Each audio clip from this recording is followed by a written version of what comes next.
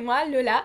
On se retrouve aujourd'hui parce que hier, il s'est passé quelque chose d'important et je voulais absolument vous en parler. C'est absolument pas logique parce que j'arrive et je vous dis on se retrouve aujourd'hui parce qu'hier, mais bon, vous allez comprendre. Hier, ce qui s'est passé, c'est qu'il y avait le départ de la Guyadère Bermude. Je ne sais pas si vous connaissez cette course. Si vous ne la connaissez pas, je vais vous expliquer. Si vous la connaissez, vous pouvez rester parce qu'on va en parler, ça va être chouette. La Guyadère Bermude, c'est déjà la première course du circuit IMOCA de la saison 2023. La saison 2023, il faut savoir que c'est une saison un peu particulière pour les IMOCA. C'est en fait une saison en double. Je vais vous raconter un petit peu qu'est-ce que c'est la Guyadère Bermude, pour ceux qui ne savent pas. Pour ceux qui savent, ça fait une piqûre de rappel, c'est pas mal de temps en temps. Alors, la Guyadère Bermude, c'est une course qui fête sa quatrième édition là en 2023. Donc elle a commencé en 2018 avec, je vais vous raconter l'évolution de la course en fait, parce que quand ça a commencé c'était pas du tout la même course que maintenant. Enfin, si, mais dans le principe si, mais il y a eu de l'évolution, donc on va voir tout ça, on va constater tout ça ensemble. Donc en fait, cette course a commencé en 2018, c'est la première édition. Elle partait de Douarnenez pour arriver à Cascais, au Portugal, voilà, en passant par le phare Fastnet. Donc cette première édition, elle avait été remportée par Paul Meillat à l'époque, mais ils étaient vraiment pas beaucoup, enfin vraiment pas beaucoup, tout est relatif. Il y avait 6 bateaux à l'époque qui partaient sur cette course, et il faut savoir que la première édition, elle était en solitaire. Enfin, donc reprenons notre défilé, nous sommes maintenant en 2019, c'est la deuxième édition de la Guyadère Bermude, donc qui part toujours le même week-end, le premier week-end de mai. Donc elle part pareil de Douarnenez et donc passe par le phare Fastnet, à Waypoint au nord des Açores, puis direction Brest. Donc là, paf, on arrive à Brest, il se passe un truc dans l'histoire de la course. Il faut savoir qu'il y avait 17 participants, donc 17 IMOCA. La course a été remportée par Sébastien Simon, donc voilà, c'est pour la petite info. Là, en 2019, il s'est passé un truc qui s'appelle le Covid, donc la Covid, je sais plus. Du coup, arrêt total des courses pendant 2 ans, c'était un peu obligé. Et donc on se retrouve en 2022, c'est la troisième édition de la course. Il y a, alors là, record de participation, 24 bateaux qui prennent le départ, 24 IMOCA.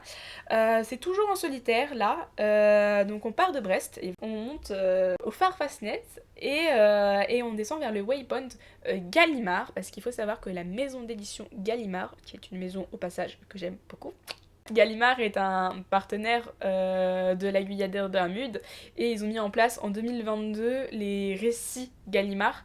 Et en fait, c'est les skippers voilà, qui parlent de leur course en fait. C'est des récits qui sont mis en avant par Gallimard et franchement, c'est trop beau. C'est vraiment un joli concept. Et donc, il y a un waypoint Gallimard depuis 2022. Voilà, depuis leur collaboration en fait, le commencement. Quand j'ai vu ça, j'étais tellement contente parce que moi, j'aime la voile et j'aime les livres. Donc, après ce passage-là, direction Brest, et voilà, c'est fini, la course est gagnée par Charlie Dalin en 2022. Donc Charlie Dalin qui avait son bateau Apivia. Parlons maintenant de la course actuelle en fait, parce que c'est super important, c'est un peu le sujet de départ. Donc voilà, nous sommes sur la quatrième édition, ça part, le parcours c'est très simple. On part de Brest, donc cette fois-ci il faut savoir, il y a 13 IMOCA, donc 26 skippers. Donc, part de Brest, on a un waypoint, tout commence en Finistère, on monte au phare Fastnet, waypoint Gallimard, et paf, on revient à Brest. Ça fait un peu un papillon comme ça, le parcours, c'est vraiment sympa. Il y a vraiment toutes les conditions, au total ça fait 1280 000, c'est une course qui est très rapide en fait, parce que là c'est parti hier, dimanche 7 mai à 14h, et voilà, on pense que ça va durer entre 4 à 5 jours, donc c'est vraiment une course qui va se passer très rapidement. C'est pas comme une transat où ça va, disons que ça on met une semaine pour faire la transat, enfin même plus 10 jours qu'une semaine. Et donc là ça va très vite, on a nos IMOCA qui sont assez proches, et alors cette course, elle est importante parce que elle est qualificative pour la... ça se dit ça ? Si, pour la Transat Jacques Vabre 2023. Et en plus, En plus, c'est une course du championnat du monde d'IMOCA. Donc voilà. Je vais vous donner régulièrement des nouvelles, mais comme ça vous avez une idée de ce qu'est la course et des équipages. Au revoir, à bientôt, et on va bientôt pouvoir parler de ça. Si ça vous intéresse, n'hésitez pas à mettre des commentaires parce que moi je suis toujours ravie de vous lire et ravie de vous répondre, de vous aider quand je peux. N'hésitez pas aussi à vous abonner parce que c'est aussi super gratifiant. Comme ça, vous pouvez actionner la petite cloche aussi. Voilà, ça vous met une notification à chaque fois que je sors une nouvelle vidéo. Donc là, sur le coup, si vous suivez la Guyade Bermude, ça peut être intéressant.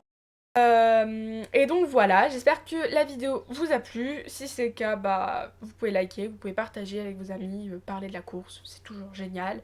Moi je vous fais des gros bisous et puis bah on se retrouve bientôt. Ciao!